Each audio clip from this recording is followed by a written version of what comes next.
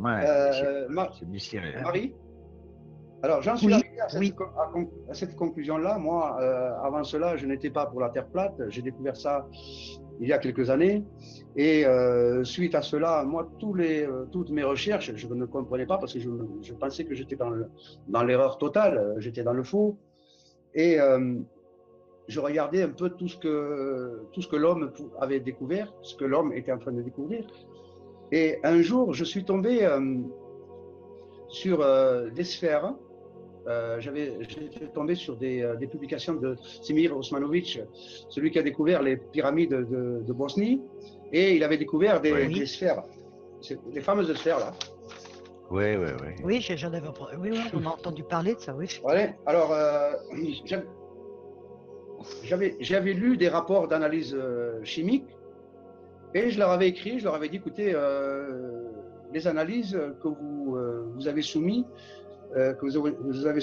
parce qu'on a retrouvé plusieurs métaux dans les couches successives, c'est-à-dire par couche, il y avait plusieurs métaux. Alors, eux, ils ont pensé, ils parlaient d'extraterrestres, de civilisations anciennes, et moi, je leur ai parlé de fossiles, de fruits, de noyaux de fruits d'arbres géants. Pourquoi? Parce que quand j'ai vu des photos et j'ai vu ces structures octogonales, hexagonales, comme par exemple la tour du diable, et après on en retrouve en Irlande, partout dans le monde. Et là, je me suis dit, mais comment est-ce possible que le monde actuel passe au travers de cela? Pourquoi? Parce que là, nous avons la mutation de la matière. Alors, la mutation de la matière ne peut avoir lieu qu'avec l'hydrogène. C'est-à-dire que l'hydrogène, l'élément le plus léger qui puisse exister dans notre monde, eh bien, lui, il va transporter avec lui, et sous l'agissement d'un courant électrique, les autres matières pour les combiner et les recombiner à l'infini. C'est ce qui va créer notre monde, notre Terre. C'est-à-dire que moi, je suis parti sur un arbre géant qui à l'origine a créé notre monde. Je ne parle pas de la Terre complète parce que c'est très long. On ne peut pas créer quelque chose sur quelques millions d'années. Donc, les âges que nous avons donnés de l'univers, si on représente notre Terre comme l'univers, le centre d'un tout, eh bien, tout est faux. Il faudrait aller au-delà de ça. C'est-à-dire qu'il faut envisager un monde où il n'y a plus d'oxygène. Un monde où sous nos pieds, il y a des acides, il y a du soufre, et que cette matière, elle est transportée, elle est façonnée d'une manière très intelligente. Donc, ce sont ces arbres-là qui nous constituent à l'heure d'aujourd'hui. C'est-à-dire que les arbres que nous voyons maintenant ne sont que les fractales de ce qu'il fut jadis. C'est-à-dire que c'est infini et c'est inimaginable. Ça va au-delà de notre compréhension. Alors quand j'ai vu le labyrinthe de la cathédrale de Chartres, puisque vous habitez pas loin à Rambouillet, c'est pas loin de chez vous, ça. Renaud. Marie? Non, moi je suis pas c'est Renaud qui est à Rambouillet. Renaud. D'accord. Alors à Rambouillet, il y a la cathédrale à côté, il y a Chartres et vous avez cette cathédrale où vous avez ce fameux labyrinthe. Vous regarderez le labyrinthe, il ressemble à une bobine Tesla. Ah, d'accord, oui. Intéressant. Et là, vous avez au centre, vous avez une fleur qui représenterait un arbre. Et vous suivez le labyrinthe, là vous avez notre monde. Et quand vous arrivez à l'extrême, c'est l'Antarctique. Et si vous mettez plusieurs labyrinthes les uns sur les autres, en faisant circuler un liquide différent, dont notamment du pétrole, des acides, de l'eau douce, de l'eau salée, voire même de la lave, eh bien, dans l'Antarctique, vous aurez la thermoélectricité. Donc, notre monde est une génératrice électrique. Oui. Il date de quand, ce labyrinthe? Ce sont les architectes qui l'ont construit. Donc, ce sont au moment de la cathédrale, de la construction de la cathédrale de Chartres. Ah oui. Oui. D'accord. Donc, il y a certains lieux où les gens comme vous et moi, on ne s'est pas posé des questions, donc il faut essayer de chercher. Bien sûr.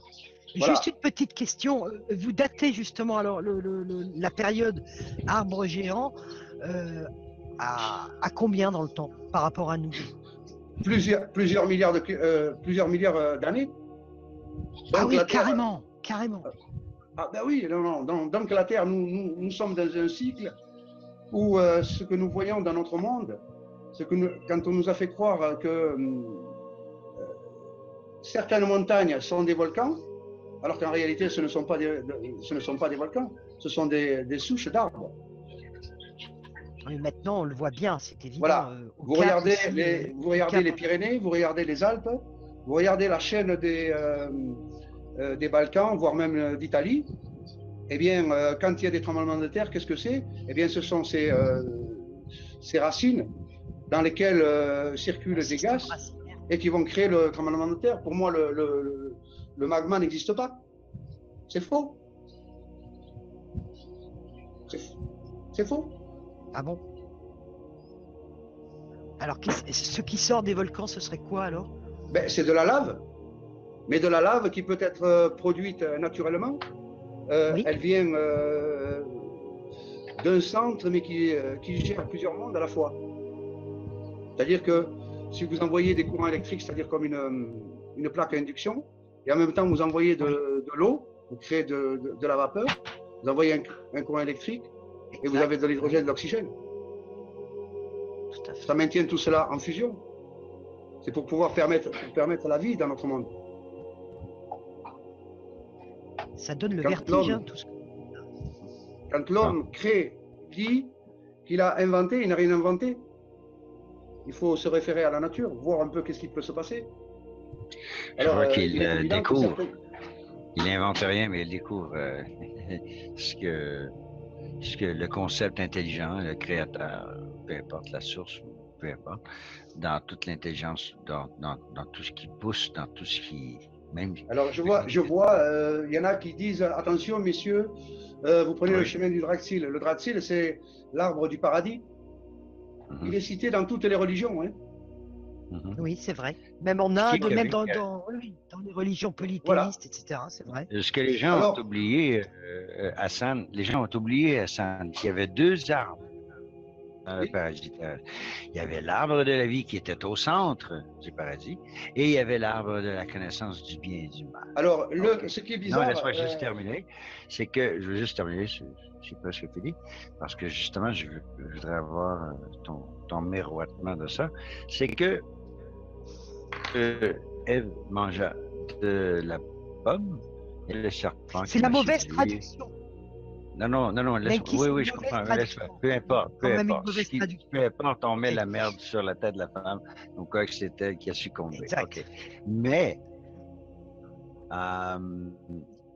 tout de suite après, les Elohim, heureusement qu'ils n'ont pas mangé de l'arbre de la vie, sinon ils seraient égaux à nous. Tout à fait.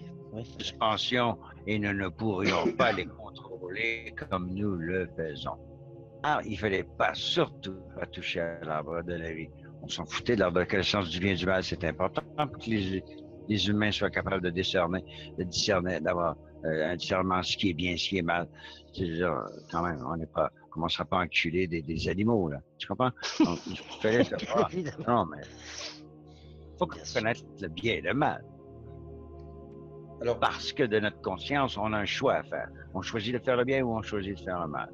Et selon qu'on choisit l'un ou l'autre, il y a tout un univers, il y a tout un monde qui est avec. GSN. Alors, je voulais, pour étayer un peu, c'est-à-dire que quand on parle du réchauffement climatique, quand on parle de l'eau, et qu'on nous a fait croire qu'un jour elle finirait par disparaître, quand on regarde notre monde, quand vous avez des hommes qui ont construit des barrages, qui ont détourné des rivières à leur propre insu, je pense au Nouveau-Mexique, et l'eau alimente Las Vegas, et ailleurs, il n'y a pas d'eau. D'accord. Alors là, je suis entièrement d'accord. Mais quand si on refroidit l'air de l'atmosphère, on va capter de l'eau.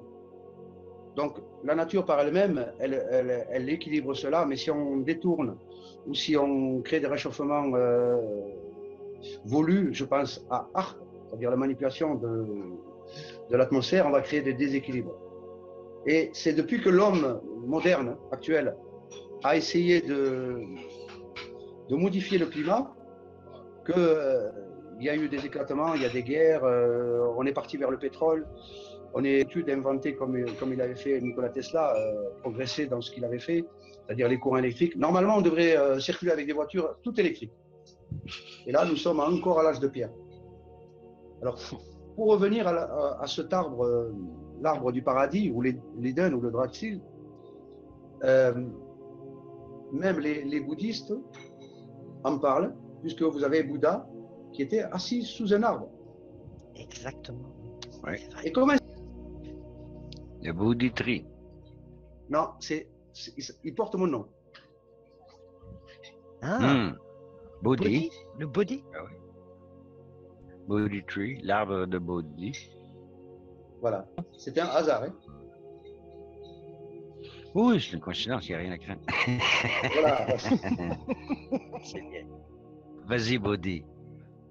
Alors, on va revenir à Nikola Tesla quand il parle de cette énergie qui nous entoure. Alors, on va parler un peu de la foudre. Qu'est-ce que la foudre réellement? Alors, la foudre, elle ne peut pas avoir lieu dans la stratosphère. Donc, la foudre, elle est juste dans la couche où est l'air, où est l'eau. Alors, jusqu'à aujourd'hui, on disait que ce sont les nuages qui envoyaient le courant électrique vers la Terre. Mais on n'a jamais considéré que le courant électrique montait de la Terre pour arriver dans les couches nuageuses, donc dans un condensateur. C'est-à-dire que le nuage, c'est un condensateur. Le chaud et le froid, puisque le courant électrique va monter. Une fois qu'il va atteindre la stratosphère, c'est-à-dire le nuage, eh bien, vous allez avoir la pluie. Et vous allez avoir, c'est-à-dire que c'est une électrolyse de l'air, une électrolyse de la molécule d'eau.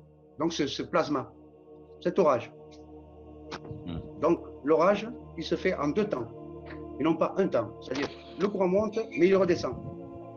Et les anciens le savaient.